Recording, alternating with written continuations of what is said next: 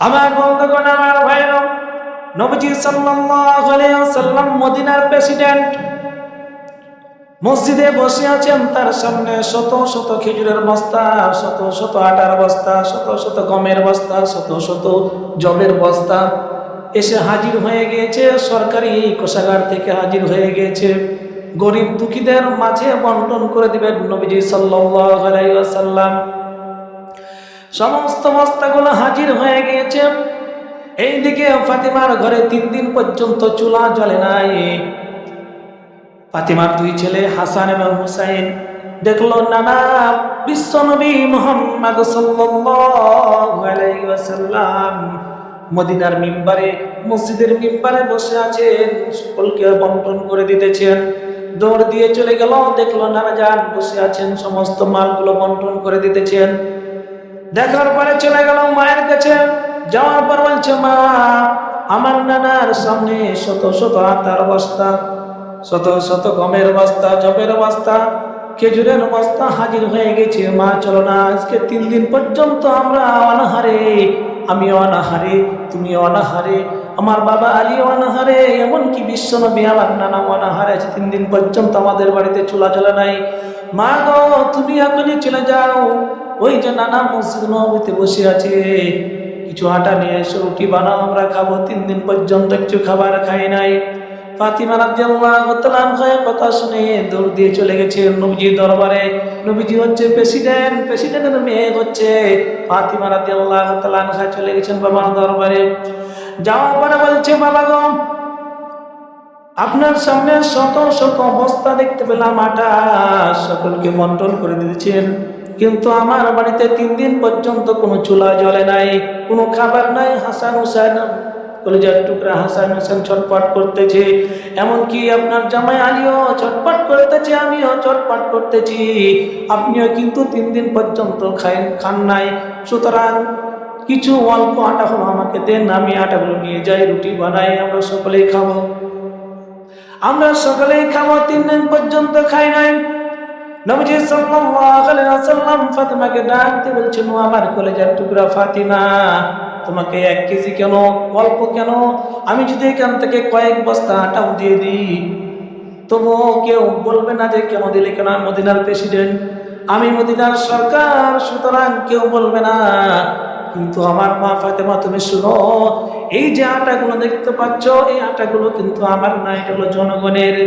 আমার বদরের যুদ্ধে যতগুলো সাহাবী ইন্তেকাল করেছেন, শহীদ হয়ে গিয়েছে, উহুদের যুদ্ধে যতগুলো আমার সাহাবী শহীদ হয়েছে, সেই সমস্ত শহীদদের এতিম সন্তানদের মাঝে, বিধবা মহিলাদের মাঝে এইগুলো আমাকে বন্টন করে দিতে হবে। এইগুলো যদি আমি বন্টন করে যদি বাঁচে তাহলে আমি নিব, আর যদি না বাঁচে তাহলে আমার ঘরে কি যাবে না, চুলা জ্বলবে না। আমার এই যে আটাগুলো দেখতে পাচ্ছ, এই আটাগুলো কিন্তু আমাদের না, এগুলো হচ্ছে এতিম সন্তানদের, গরিব মিসকিনদের, যারা অসহায় বিধবা আছে তাদের জন্য আমি রেখেছি। তাদেরকে যদি দেওয়া হয়ে যায়, যদি বাঁচে তাহলে কিছু পাবো, নাহলে পাবো না। আজকে আমাদের কি অবস্থা? গরিব মিসকিন পাই না, আঙুল ফুলে কলা গাছ হয়ে যায়, রাতারাতি বড় লোক হয়ে যায়। এই জন্য আমার বন্ধুগণ, আমার ভাইরা, ছিলেন বিশ্বনবী মুহাম্মদ সাল্লাল্লাহু আলাইহি ওয়াসাল্লাম। এই জন্য আল্লাহ রাব্বুল আলামিন বলেন, ওয়া মা আরসালনাকা ইল্লা রাহমাতাল লিল আলামিন। আল্লাহ রাব্বুল আলামিন বলেন, হে নবী, আমি আপনাকে বিশ্ববাসীর জন্য রহমত করে পাঠিয়েছি। ফাতিমা রাদিয়াল্লাহু তাআলা যখন এই কথা শুনতে পেলেন, ফাতিমা রাদিয়াল্লাহু তাআলা হাত গুলি চলে যাচ্ছেন, যে বাবা আর আটা দিবে না, চলে যাচ্ছে। যখন চলে যাচ্ছে, ডাক দিয়ে বলছেন, ও আমার কলেজার টুকরা ফাতিমা, দাঁড়াও। ফাতিমা রাদিয়াল্লাহু তাআলা ফিরে আসলো। আসার পরে বলল, দেখো আমার মা, তুমি আমার কলেজার টুকরা, শুনো, তোমাকে যে আটা দিলাম না, মন খারাপ করো না, তবে তোমাকে একটা জিনিস শিখাই দিই, এই আটার চেয়ে বেশি মূল্যবান। সেটা হলো, তুমি বাড়ি চলে যাও, যাওয়ার পরে সুবহানাল্লাহ, আলহামদুলিল্লাহ, ওয়ালা ইলাহা ইল্লাল্লাহ, আল্লাহু আকবার পাঠ করবে। আল্লাহ রাব্বুল আলামিন তোমাকে জান্নাতে এর চেয়ে বেশি বেশি নিয়ামত দান করবে। জোরে বলেন সুবহানাল্লাহ। ফাতিমা রাদিয়াল্লাহু তাআলা চলে গেলেন। আমরা হলে বলতো যে তুমি আটা দিলে না, আমার আমল শিখিয়ে দিচ্ছ, পেটে খাবার নাই আর দুনিয়াতে তুমি জান্নাতের কথা বলছো। আমরা হয়তো বলতাম না, অবশ্যই বলে দিতাম। কিন্তু ফাতিমা রাদিয়াল্লাহু তাআলা বললেন না, চলে গেলেন। আমার বন্ধুগণ, আমার ভাইয়েরা, নবীজি সাল্লাল্লাহু আলাইহি সাল্লাম ইন্তেকাল করলেন। এরপরে সবচেয়ে প্রথম খলিফা আবু বকর সিদ্দিক রাদিয়াল্লাহু তাআলা আনহুর জামানা চলে আসলো, তিনি প্রধানমন্ত্রী হয়ে গেলেন। হওয়ার পরে আবু বকর সিদ্দিক রাদিয়াল্লাহু তাআলা আনহুর দরবারে তিনি ক্ষুধার্ত, এমন সময় কিছু খাবার আসলো। আবু বকর সিদ্দিক রাদিয়াল্লাহু তাআলা আনহু সে খাবারগুলো খেয়ে ফেললেন। খাওয়ার পরে জিজ্ঞাসা করলেন, তার কর্মচারীকে জিজ্ঞাসা করলেন খাবারটা কোথায় থেকে এসেছে। কর্মচারী বলল যে আমিরুল মুমিনিন, আমি জাহিলিয়াতের যুগে যখন আমি মুসলমান ছিলাম না, তখন আমি কিছু কালেমা পড়ে, কিছু মন্ত্র পড়ে আমি ফু দিয়েছিলাম, একটা রুগী ভালো করেছিলাম। ওই রুগীটা ভালো হয়ে গিয়েছিল, কিন্তু ওই সময় ভালো হয়েছিল, কিন্তু ওই রুগীর বাড়িতে তখন কোনো খাবার ছিল না, কোনো টাকা ছিল না, আমাকে হাদিয়া দিতে পারে নাই, কিছু টাকা পয়সা দিতে পারে নাই। এখন আজকে তার বাড়িতে ভালো রান্না হয়েছে, এই জন্য আমাকে কিছু খাবার দিয়েছে, আমি খাবারটা না খেয়ে আপনাকে হাদিয়া দিয়ে দিলাম, আপনি খেয়ে নিলেন। আবু বকর সিদ্দিক রাদিয়াল্লাহু তাআলা ডাক দিয়ে বলছেন, ও ভাই, ও আল্লাহর বান্দা, তুমি আমাকে কি খাবার খাওয়াইলে? নিশ্চয় তুমি যখন জাহিলিয়াতের যুগে ছিলে, যখন মুসলমান ছিলে না, নিশ্চয় তুমি কোরআন পড়ে, কোরআনের কোনো সূরা পড়ে ফু দাও না? না, ফু দেয় নাই। কোরআন মুসলমানই না, তো আমি কি ফু দিব? আমি লাত, উজ্জা, হবলের নাম বলে আমি ফু দিয়েছিলাম, মুক্তিদের নাম বলে ফু দিয়েছিলাম, তখন ভালো হয়ে গেছে। ঝড়ে বক করে, বুজুর্গর কেরামতি বাড়ে। বলছে আমি ফু দিয়েছি, ভালো হয়ে গেছে, এখন আমাকে হাতিয়ে দিয়েছে, এখন আমি আপনাকে দিলাম। আবু বকর সিদ্দিক রাদিয়াল্লাহু তাআলা আনহু বললেন, তাহলে তো আমার জন্য হালাল না, এটা হারাম। কিন্তু আল্লাহর নাম নিয়ে, আল্লাহর নাম বাদ দিয়ে অন্য জিনিস দিয়ে যদি কেউ কোনো কিছু ফু দেয়, সেটাকে তো আল্লাহ তাআলার, সেটা হারাম হয়ে যাবে, এটা গণকের খাবার, সুতরাং এটা আমার জন্য হারাম। আবু বকর সিদ্দিক রাদিয়াল্লাহু তাআলা আনহু কি করলেন? মুখের মধ্যে আঙ্গুল ঢুকাই দিলেন, বমি করার চেষ্টা করলেন, কিন্তু বমি হচ্ছে না, বমি হচ্ছে না। আবু বকর সিদ্দিক রাদিয়াল্লাহু তাআলা অস্থির হয়ে গেলেন, কারণ আমার পেটে কি গিয়েছে? হারাম গিয়েছে। নবীজি সাল্লাল্লাহু আলাইহি ওয়াসাল্লাম বলেন, লা তাদখুলু, লা ইয়াদখুলুল জান্নাতা জাসাদুন গুসিয়া বিল হারাম, লা ইয়াদখুলুল জান্নাতা জাসাদুন গুসিয়া বিল হারাম। যে শরীরটা হারাম যারা পরিপালিত হয়েছে, সেই শরীরটা কখনো জান্নাতে প্রবেশ করবে না। তাহলে আমার শরীরে যদি হারাম থাকে, আর হারাম দিয়ে যদি আমার রক্ত তৈরি হয়, মাংস তৈরি হয়, তাহলে আমার শরীরটা কোথায় যাবে না? জান্নাতে যাবে না। সুতরাং এই খাবার আমার পেটে থাকা লাগবে না, পেট থেকে আমাকে বের করতে হবে। আবু বকর সিদ্দিক রাদিয়াল্লাহু তাআলা আনহু অনেকগুলো পানি পান করলেন। পানি পান করার পরে সঙ্গে সঙ্গে মুখের মধ্যে আঙ্গুল ঢুকাই দিলেন, লোলের ভিতরে ঢুকাই দিয়ে সঙ্গে সঙ্গে বমি করে সমস্ত খাবার উঠাই দিলেন।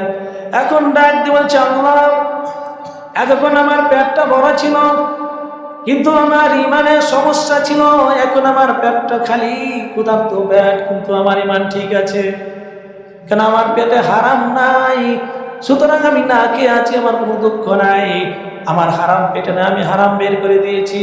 কিন্তু আজকে আমি আপনি চেষ্টাও করি না, জানার জন্য চেষ্টাও করি না, আর সেটা আমি বলি না যে আমার খাবারগুলো হালাল না হারাম।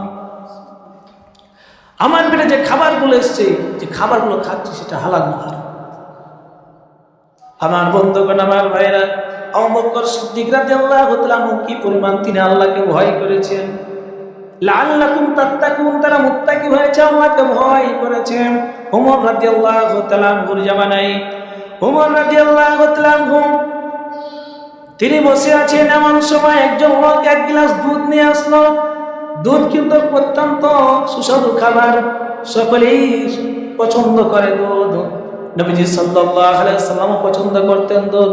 নবীজি সাল্লাল্লাহু আলাইহি ওয়াসাল্লাম যখন মক্কা শরীফ থেকে যখন কোথায় বাইতুল মুকাদ্দাস চলে গেলেন, ফিলিস্তিনের মসজিদ চলে গেলেন, মিরাজের রাত্রিতে যখন চলে যাচ্ছেন, তো তো নবীজি সাল্লাল্লাহু আলাইহি সাল্লাম ওই বাইতুল মুকাদ্দাসের মধ্যে যখন বিশ্রাম নিচ্ছিলেন, জিবরাইল আলাইহিস সালাম কয়েক প্রকার খাবার নিয়ে আসলেন। এর মধ্যে দেখলেন যে দুধ আছে। নবীজি সাল্লাল্লাহু আলাইহি সাল্লাম বললেন, ভাই জিবরাইল, আমি কোন খাবারটা খাবো? জিবরাইল আলাইহিস সালাম বললেন, ইয়া রাসূলুল্লাহ, ইয়া হাবিবাল্লাহ, আপনি দুধটা খান। নবীজি সাল্লাল্লাহু আলাইহি সাল্লাম দুধটা পান করলেন। সুতরাং নবীজি দুধ ভালোবাসেন, জিবরাইল দুধ ভালোবাসেন। এই জন্য আল্লাহ রাব্বুল আলামিন যে সুস্বাদু খাবার দিয়েছেন, কত সুস্বাদু খাবার, এর মধ্যে কোনো ভেজাল নাই। কিন্তু আমরা মানুষ কি করি? গাভীর ভিতর থেকে দুধ বের, বাটের থেকে দুধ বের করি, ভেজাল নাই, কিন্তু বের করার পরে আমরা পানি মিশাল দেই না। এখন রমজান মাসে আর একটু মিশাল দেয় বেশি, কেন? দুধের দাম বেশি, ঠিক নয়? আমার বন্ধুগণ, আমার ভাইরা, আল্লাহ তাআলা প্রত্যেকটা জিনিসকে খাঁটি করে বানাইছে, কিন্তু আমরা মানুষ, বাঙালি জাতি এমন জাতি, প্রত্যেকটার মধ্যে আমরা ভেজাল ঢুকে গেছি। আমার বন্ধুগণ, আমার ভাইরা, নবীজি সাল্লাল্লাহু আলাইহি সাল্লাম দুধ পান করেছেন, দুধ পছন্দ করতেন। ওমর রাদিয়াল্লাহু তাআলা আনহুর সামনে দুধ এসেছে, দুধটা পান করে ফেললেন। পান করার পরে জিজ্ঞাসা করলেন, ভাই, দুধটা কি আপনার ছাগলের দুধ, না আপনার উটের দুধ, না আপনার ভেড়ার দুধ, না আপনার গরুর দুধ? মনে হয় আপনার বাড়ি থেকে নিয়ে এসেছেন। তখন বলছেন, না আমিরুল মুমিনিন, এই দুধটা কিন্তু আমার বাড়ির দুধ না, আমার বাড়ির ছাগলের দুধ না, আমার বাড়ির উটের দুধ না, আমার বাড়ির গরুর দুধ না। এই দুধটা হলো বাইতুল মালের যে উটগুলো আছে, সরকারি মালের যে উটগুলো আছে, সেখান থেকে দহন করেছি। দহন করে আমি একটা অসহায় মানুষ, আমি এক ভাগ পেয়েছি, কিন্তু আমি পেয়েছি, কিন্তু আপনাকে হাদিয়া দিলাম। আমি সরকারি মাল, লিরিপের মাল পেয়েছি, কিন্তু আমার জন্য এটা জায়েজ, কিন্তু আপনাকে হাদিয়া দিলাম, আপনার জন্য জায়েজ। ফতোয়া দিবেন, রাষ্ট্রপ্রধানকে বলছে আপনার জন্য জায়েজ। সরকারি মাল আপনি, ওমর রাদিয়াল্লাহু তাআলা আনহু বললেন, আমার জন্য তো সরকারি মাল খাওয়া জায়েজ নাই, এটা জনগণের সম্পদ, সুতরাং অসহায় মানুষদের সম্পদ আমি কেন খাবো? এটা আমার জন্য হালাল না, এটা জন্য আমার জন্য হারাম, আমার জন্য হারাম। সুতরাং আমি এখন হারাম পান করে ফেললাম। এখন কি করবো? ওমর রাদিয়াল্লাহু তাআলা আনহু অস্থির হয়ে গেছেন। সে একই কাজ করলেন। আবু বকর রাদিয়াল্লাহু তাআলা আনহুর মতন আঙ্গুল ঢুকাইয়া মুখের মধ্যে বমি করার চেষ্টা করলেন, কিন্তু বমি হয় না। অনেকগুলো পানি পান করলেন।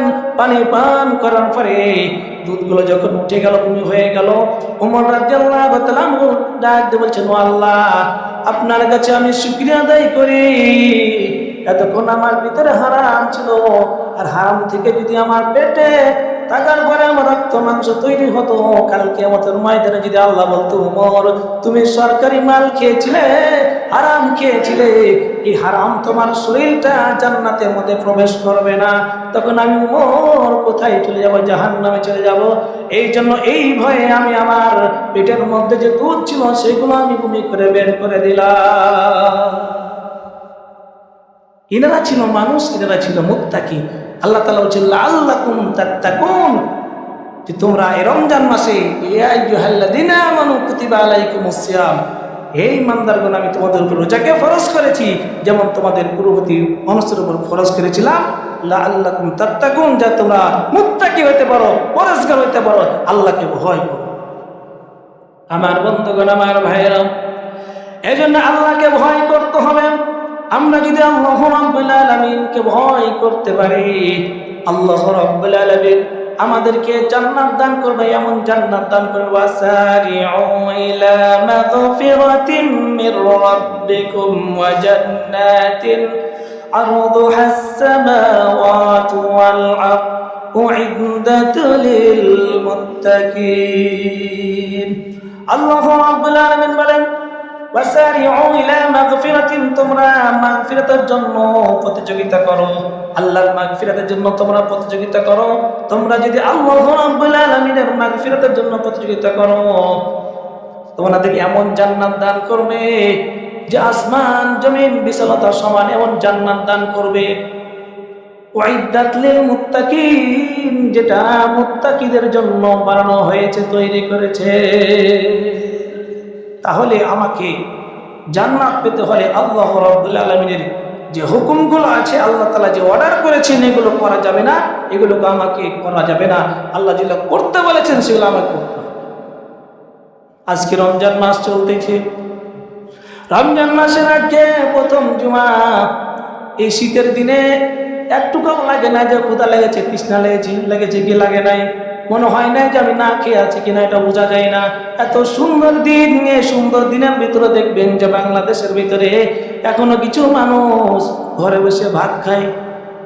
নাম হলো ইমান আলী, নামাজ পড়ে নাই এক ওয়াক্ত।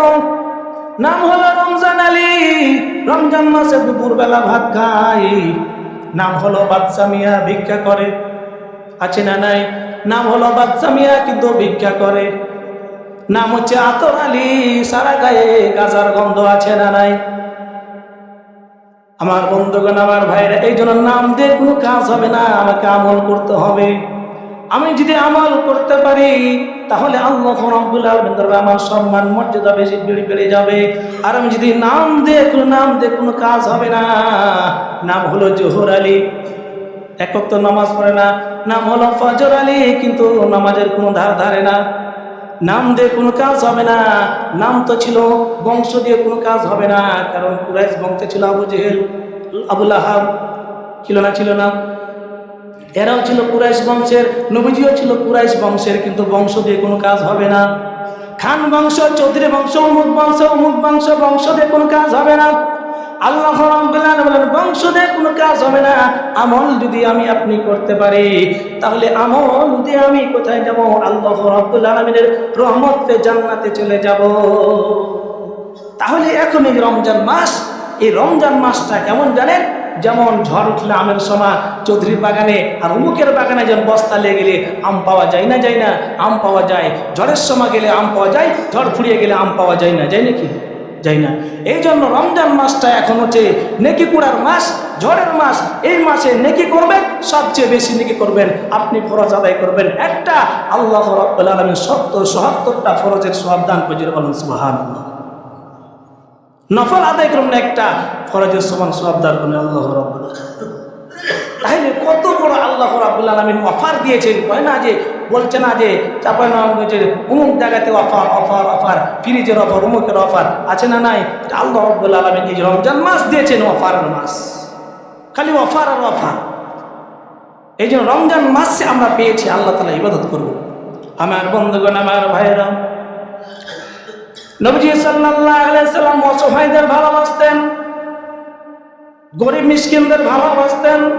নবীজি সাল্লাল্লাহু আলাইহি ওয়াসাল্লাম সাহাবীরা অসহায়দের ভালোবাসতেন। নবীজি সাল্লাল্লাহু আলাইহি ওয়াসাল্লাম ভালোবাসতেন, সাহাবীরা ভালোবাসতেন। আমরাকে ভালোবাসতে হবে। এমন রমজান মাসে এমন মানুষ আছে যারা 2 বেলা খাবার পায় না, 3 বেলা খাবার পায় না, কাজকর্ম নাই, পানি খেয়েও কি রোজা করে, রোজা রাখে আবার রোজা খুলে ইফতার করে। আমার বন্ধুগণ, আমার ভাইরা, এই জন্য এই রমজান মাসে একজন গরিব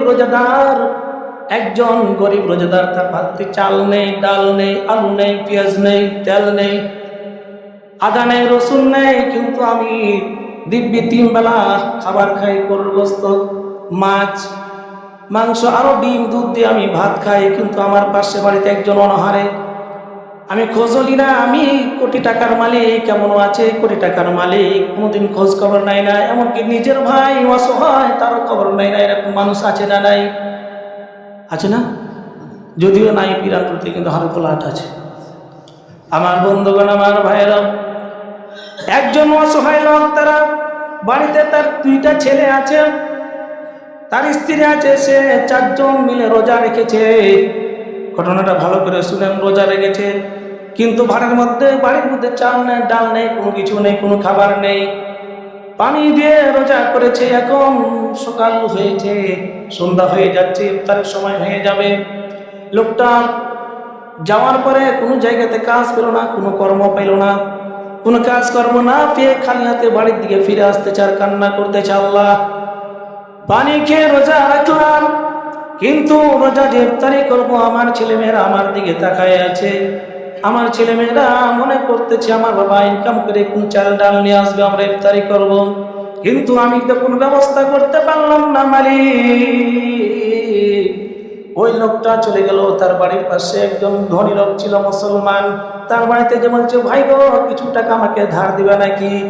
আমি রোজা রেখেছি পানি খেয়ে, কিন্তু ইফতারি করবো, আমার ছেলে মেয়েরা তাকাই আছে, ইফতারের সময় হয়ে যাচ্ছে, কিন্তু আমার বাড়িতে কোনো কিছু নেই, চাল ডাল কিছু নেই, কোনো খাবার নেই, আমার কিছু টাকা দেবে নাকি? ওই মুসলমান ধনী ব্যক্তি অহংকারী, সে কি করলো, লোকটাকে বললো, তুমি আমার বাড়ি থেকে বের হয়ে যাও, তোমাকে আমি টাকা ধার দিব, তুমি টাকা কোথায় পাবে, সুতরাং তোমাকে আমি টাকা দিব না। ওই মুসলমান গরিব লোকটাকে, অসহায় লোকটাকে বাড়ি থেকে ঘাট ধাক্কা দিয়ে বের করে দিল। লোকটা কান্না করতেছে আর বলতেছে, আল্লাহ আর সময় নাই, অল্প সময় আছে মাবুদ, আল্লাহ কোথায় যাব জানি না। সঙ্গে সঙ্গে দেখতে বলে একটা লোক আসতেছে। লোকটা দেখে বললো যে, ভাই তোমার কি হয়েছে, কান্না কেন করো? লোকটা কিন্তু মুসলমান না, বিধর্মী। লোকটা কিন্তু অমুসলিম, মুসলিম না, অমুসলিম, বিধর্মী। লোকটা বলছে, ভাই কি হয়েছে? বলছে, ভাই রে, আমি সাহারি খেয়েছি পানি দিয়ে, আমার পরিবারের সকলেই সাহারি খেয়েছি পানি দিয়ে, কিন্তু ইফতারি করব কোনো কাজকর্ম পাই না, টাকা নাই, কোনো কাজকর্ম পাই না, টাকা নাই। আমার বাড়ির পাশে একজন মুসলমান লোক ছিল, তার কাছে গেলাম, ভাই কিছু টাকা দাও, কিছু টাকা ধার দাও, তোমাকে আমি পরে দিয়ে দিব। কিন্তু সে আমাকে টাকা দিল না, বাড়ি থেকে ঘর ধাক্কা দিয়ে বের করে দিল। আল্লাহ রাব্বুল আলামিনের দরবারে কান্না করতেছি, আমি যাব কোথায়? তুমি তো মুসলিম, তুমি আমার কথা শুনে আবার কি বলবে? তখন বলছে, দেখো আমি অমুসলিম হতে পারি, কিন্তু আমি তো একজন মানুষ, আমি তো একজন মানুষ, সুতরাং নিয়ে যাও, টাকা নিয়ে যাও, তোমার ইচ্ছা হলে দিবে, না হলে না দিবে, নিয়ে যাও, টাকা নিয়ে যাও। ওই মুসলিম লোকটা তাকে কিছু টাকা দিয়ে দিল। ওই মুসলমান অসহায় গরিব লোকটা চলে গেল। বাজারে যাওয়ার পরে চাল ডাল তেল যা কিছু দরকার সকল কিনে এনে বাড়ি চলে গেল। আমার বন্ধুগণ, আমার ভাইয়েরা, ইফতারির সামনে নিয়ে আল্লাহ রাব্বুল আলামিনের দরবারে দোয়া করতেছো, মালিক আমার বাড়ির পাশে একজন মুসলমান ভাই আমাকে টাকা দেয় নাই, একজন মুসলিম ভাই আমাকে টাকা দিয়েছে। আল্লাহ কি দোয়া করবো তার জন্য? তার জন্য একটাই দোয়া করি, আল্লাহ তার অন্তরের মধ্যে তুমি ইসলাম ঢুকায় দাও, কালেমা ঢুকায় দাও। আচ্ছা বলেন তো, ইফতারির সামনে নিয়ে দোয়া করলে দোয়া কবুল হয় না, হয় না?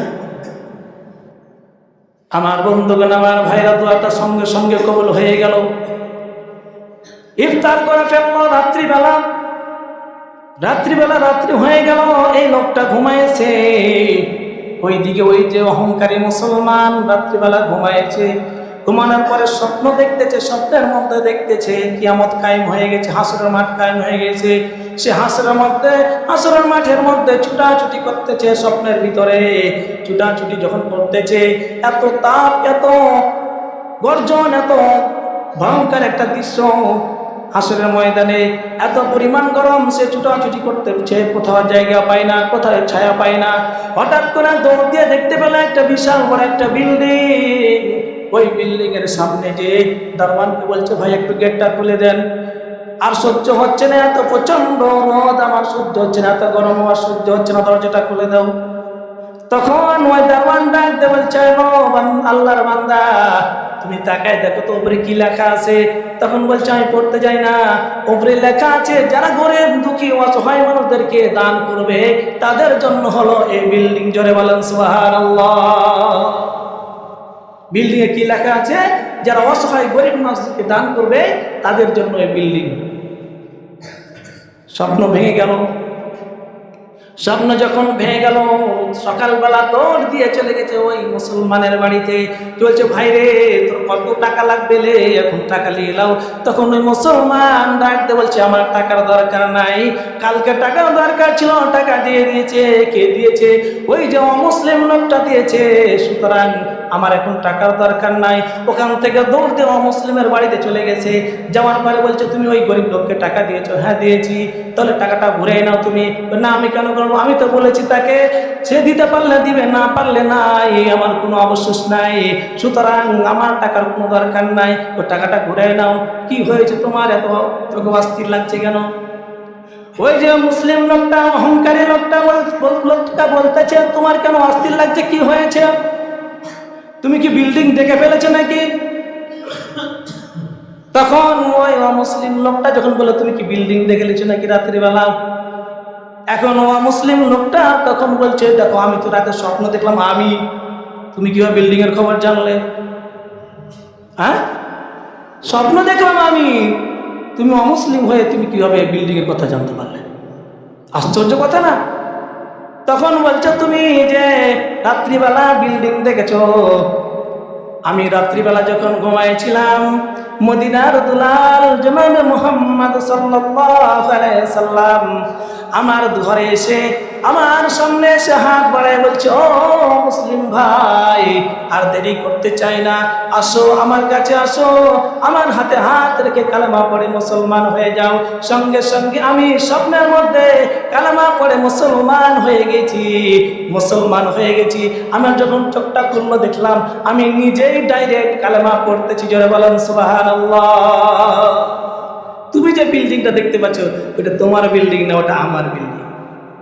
আমার বন্ধুগণ, আমার ভাইরা, এই জন্য অসহায় লোক গ্রামে আছে, অসহায় লোক আপনি 1 কেজি 5 কেজি চাউল 500 টাকা, 2 কেজি ডাউল 5 কেজি আলু, 2 কেজি পেঁয়াজ, 1 কেজি রসুন, এই সমস্ত বাজারগুলো করে দেন। যারা অসহায় লোক আছে আপনি তাদের মুখে খাবার তুলে দিবেন, আপনার জন্য আল্লাহর কাছে দোয়া করবেন।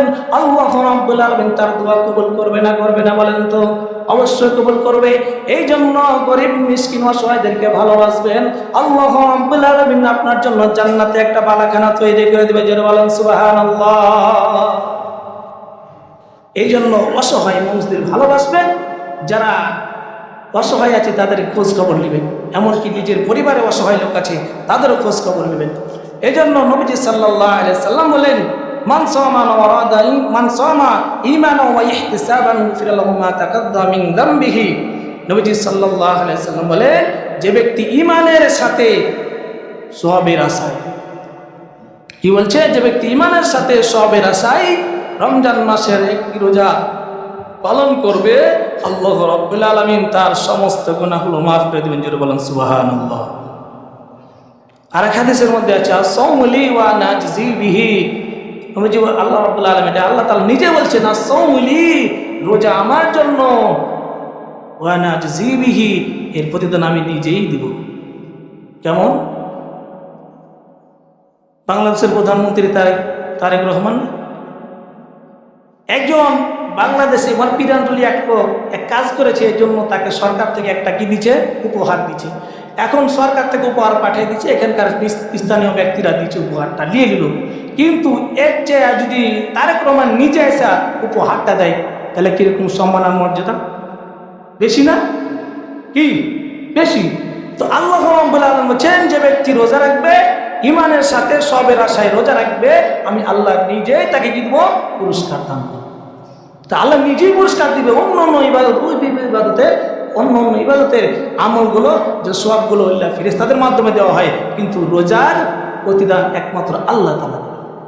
আমার বন্ধুগণ, আমার ভাইরা, হযরত আবু হুরায়রা রাদিয়াল্লাহু তাআলা আনহু বলেন, নবীজি সাল্লাল্লাহু আলাইহি সাল্লাম বলেন, 5 ওয়াক্ত নামাজ, 5 ওয়াক্ত নামাজ, এক জুমা থেকে আরেক জুমা, এক রমজান থেকে আরেক রমজান পর্যন্ত মধ্যবর্তী গুনাহগুলো, সমস্ত গুনাহগুলো মাফ করে দিবে যদি আপনি রোজা রাখেন। জোরে বলেন সুবহানাল্লাহ। আবু হুরায়রার আরেকটা হাদিস, নবীজি সাল্লাল্লাহু আলাইহি সাল্লাম বলেন যে আল্লাহ তাআলাকে খুশি করার জন্য একদিন রোজা রাখবে, একটি কাক বাচ্চা কাল থেকে শুরু করে বৃদ্ধ হওয়া পর্যন্ত, একটা কাক বাচ্চা কাল থেকে শুরু করে বৃদ্ধ হওয়া পর্যন্ত, কাকগুলো সাধারণত 1000 বছর বাঁচে। 1000 বছর, 1000 বছর বাঁচে, 1000 বছর মতো বাঁচে। যতদূর একটা কাক বাচ্চা থেকে বৃদ্ধ হওয়া পর্যন্ত উড়ে যাবে, আল্লাহ রাব্বুল আলামিন রোজাদার বান্দার জন্য জাহান্নামকে তার থেকে দূরে সরাই দিবে। জোরে বলেন সুবহানাল্লাহ। তাহলে রোজা রাখা দরকার আছে না নাই? আমার বন্ধুগণ, আমার ভাইরা, এরপরে নবীজি সাল্লাল্লাহু আলাইহি ওয়াসাল্লাম বলেন, নবীজি সাল্লাল্লাহু আলাইহি ওয়াসাল্লাম বয়ান করতেছেন, বয়ান এই মেম্বারে যখন প্রথম সিঁড়িতে পা রাখলেন, নবীজি সাল্লাল্লাহু আলাইহি ওয়াসাল্লাম বলেন আমিন। দ্বিতীয় সিঁড়িতে পা রাখলেন, বলেন আমিন। তৃতীয় সিঁড়িতে পা রাখলেন, বলেন আমিন। নবীজি সাল্লাল্লাহু আলাইহি সাল্লাম যখন খুতবা শেষ করলেন, শেষ করার পরে সাহাবায়ে কেরাম জিজ্ঞাসা করলেন, ইয়া রাসূলুল্লাহ, ইয়া হাবিবাল্লাহ, অন্য দিন তো আপনাকে দেখতে পাই না যে এগুলো কথা বলেন না, সে কি জন্য আমিন আমিন বলেন 3 বার? নবীজি সাল্লাল্লাহু আলাইহি সাল্লাম বলেন, বড় হতভাগা কে জানো? না, আমরা জানি না। নবীজি সাল্লাল্লাহু আলাইহি সাল্লাম বলেন, এক করে মাত্র জিবরিল আমাকে বলে গেল, যে ব্যক্তি প্রথমে যখন আমি সিঁড়িতে পা রাখলাম, প্রথম সিঁড়িতে, তখন বলল ওই ব্যক্তি সবচেয়ে হতভাগা, যে রমজান মাস পেল কিন্তু নিজের রমজান মাস পাওয়ার পরে নিজের গুনাহ মাফ করতে পারলো না, সেই ব্যক্তির উপরে আল্লাহ তাআলার অভিশাপ। আমি বলেছি আমিন, জোরে বলেন নাউজুবিল্লাহ।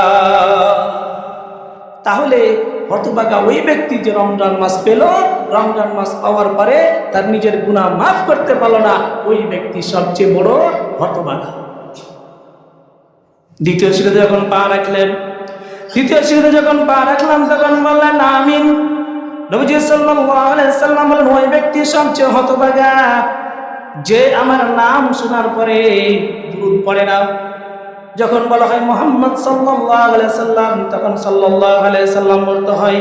কিন্তু নবীজির নাম শোনার পরে যে ব্যক্তি, আমার নাম শোনার পরে যে ব্যক্তি আমার উপরে দুরূদ পড়ে না, ওই ব্যক্তি ধ্বংস হোক, ওই ব্যক্তি ধ্বংস হোক, ওই ব্যক্তি বড় হতভাগা। আমি বলেছি আমিন।